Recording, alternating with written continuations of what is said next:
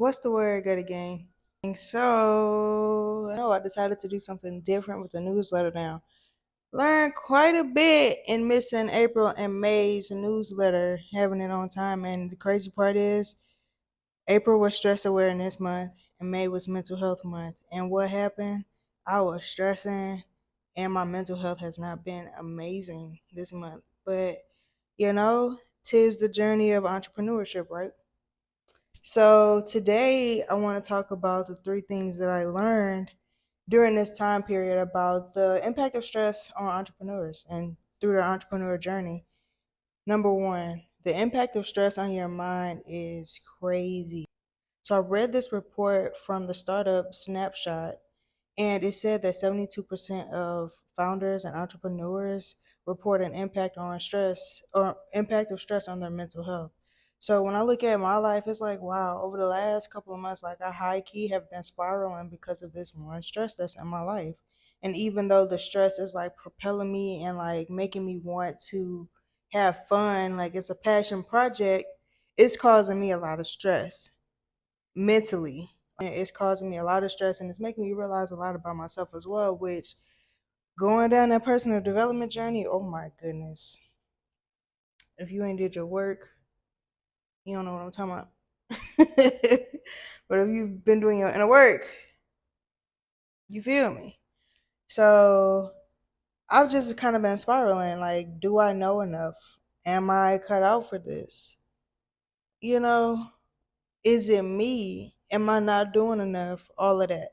Just steady spiraling and it's causing me to lose focus because I'm steady looking for solutions when sometimes the solution is to stay steadfast, like stay still, stay focused, stay breathe, continue on the same routine, same consistency, same journey to see the things that you need to see.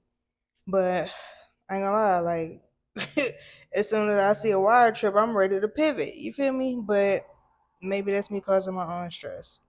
All in all, I think my focus has been way off. I'm balancing too much. And the stressor that is in my life is causing me to spiral and figuring out like what fire do I put out first? How do I manage all these situations to keep them juggled and keep everything up in the air? How do I do everything? How do I do everything and make this one thing succeed? Like get this one stressor off my back. Number two, when you're stressed as an entrepreneur, if you don't make space to do something with that with your body actively, it's gonna sit on your body, okay? So over the last few months, I've been noticing like, damn, is the dryer shrinking my clothes or am I gaining weight?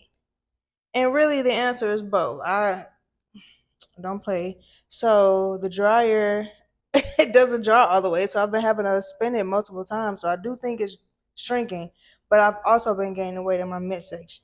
Now studies show that when you're stressed and you're stressed consistently and chronically, you start to develop cortisol, and cortisol will develop around your abdomen area. For women, they call it the fupa. Men, you start to look like you got the dad bod. All that stress just sits in your midsection. And the more cortisol you have, studies have also shown that you are more prone to like heart failure or heart disease. You see what I'm saying? Like, so when you get the stressing like that, it starts to really show up in your body as that fupa. I've definitely been getting that fupa. I have not been as active because I'm balancing so many things that I'm exhausted, not eating well, having insomnia many nights, and some days when I do finally get to sleep, I'm sleeping hard. You feel me? Sometimes I wake up rested, but not all the time. Sometimes I'm like exhausted and I sleep hard, but I still wake up exhausted. So the impact of stress on your body, it'll literally take a toll. If you stressed and you're not moving that body, you're doing yourself some damage. Three, stress will really impact your business.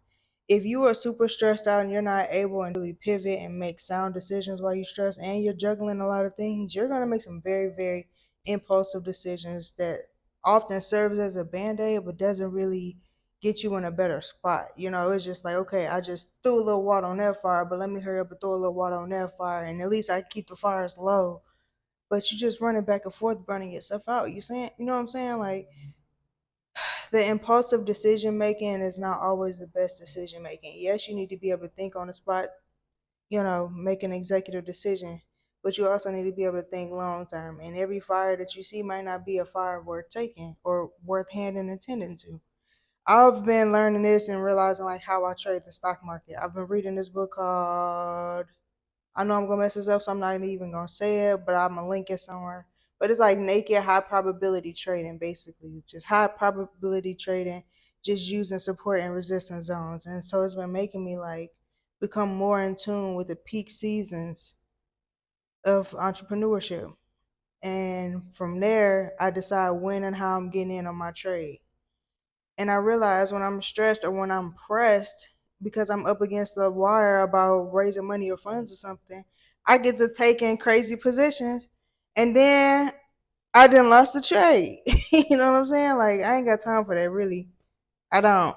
With the way that this one stressor is stressing me out, I don't have time for that. So I have to practice not carrying so much, not striving for perfectionism, and just trusting myself in my routine that I'm in my ebb and my flow, and I'm taking the best advantage of it that I know how, and I put systems in place.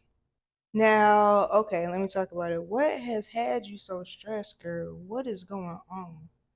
High key, I've really been enjoying putting together the zone. The zone is a place for entrepreneurs to actively manage their stress through movement. So you're gonna have some movement meditations, you're gonna have some mobility Mondays, midweek unwind, power hour, and more classes to come. And I've been in this build out phase and trying to make the space look aesthetic. I've been trying to get partnerships. I've been trying to really finish out the build out of the weight room and really get into some marketing and make all of that pop, right? But I also don't have no money. So I'm just like, Then on top of that, I work full time. I'm at the office 10 hours a day for 4 days a week. So that means Friday, Saturday, and Sunday I have to haul ass for the business. But in that, I am carrying a lot of the hats. I am my financial manager. I am my social media manager. I am my gym concept or creative director and construction worker. You know, I am my email marketer. I essentially carry all the hats. I've been doing everything in house. But guess what? I'm burnt out and I still don't have the funds that I need. So the stress is that I need to pay this rent that I have not paid, and I need to pay it by the end of the month. But I'm just really struggling to do that. Now, the good thing that came out of all of this stress and anxiety and trying to figure out the answer to this problem is I finished my business plan, and that mug look good. That mug look good. And I really actually niche down in what I'm focusing on. So it feels good to finally have a focus and to be able to tell a partner, a community based organization, like, this is where I'm going. This is the focus. This is what I hope to learn in partnership and gain in partnership with you. And it feels good to finally be there. You know what I'm saying? The other thing is just the awareness of how this stress is really affecting my body. Like I didn't have recurring cold sores. If I go some on my Instagram, that's why, because this cold sores be looking crazy. Or if I be looking like I got some kind of nasty scab on my face, that's what it be. I be too stressed out, and my body releases it as a cold sore. I've been dealing with weight gain, so I'm excited about getting back active. Like especially seeing a room come together. Like I'm lit to be in the gym and to start creating this content. And I just feel like I've become such a better businesswoman, you know? When you learn the ebbs and flows and realizing like what your breaking point is and what you need, what safeguards you need in your system,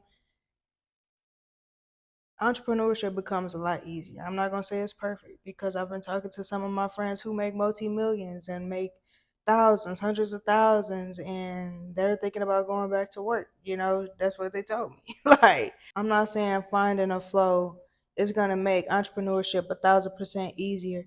Practicing and actively using your resources and tools for managing your stress will help you go a long way and be way more resilient in this game. So, as far as books that I've been reading, I ain't gonna even lie to you. I'm still reading that last one. It was hitting on some stuff that I really had to sit on, so I'm like going back through that. But I've also been reading that, like I said, I messed up the name, Naked Trader, High Probability Trades. And then my next book, high key, is probably going to be the Ruthless Elimination of Hurry, or Your Next Five Moves. Probably both, because both are kind of short. So we going to see. But that's what's been going on with Greater Fitness. I hope to have you as a partner, and I hope you actually learn something about managing your stress. If you don't take anything away from this, know that you have to slow down sometimes and zoom out of the picture, because being so locked in and all over the place, answering to every fire that comes, will have you burnt out, and that stress will show up in your body and in your mind and in your business. Okay, so be well. If you like this information, if you like this format, let me know. I would love to continue this. This made it so much easier than trying to sit here and type, and I know y'all ain't even reading. I'm just trying to figure it out. Okay, but thank you so much for keeping up with me. Holla at your girl.